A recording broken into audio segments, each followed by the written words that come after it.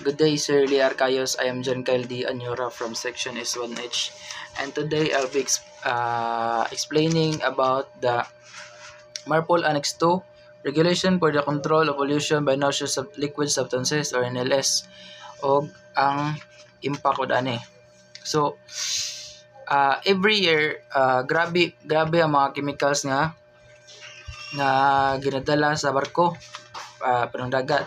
Then, og kini nga chemicals, mga noxious substances, kung kini mulik ni siya padung sa dagat or mas worse nga mo ilabog yun sa dagat, dako gyud siya impact sa marine life. The ocean will pay the price and so do we.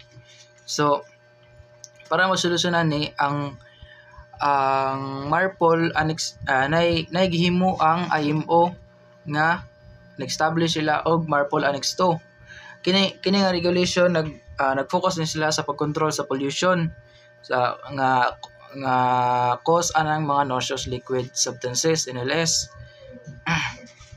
Yan ang mga chemicals nga nga ginadala sa barko padung sa kung kini nga mapunta ni siya sa dagat, dako gyud impact sa marine environment, marine life. Pwede po niya ma-poison ang ecosystem.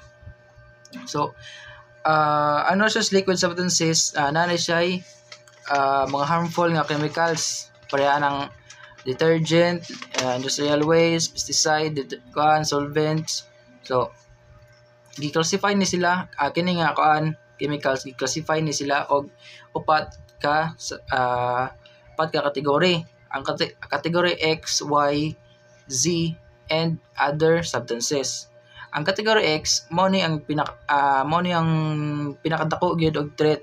Kung ang category X nga substances kumulik ni siya sa dagat, grabe jud nag-impact, grabe threat na sa marine environment. Then ang category Z mo ni siya pinaka-less nga impact, pinaka-less og threat.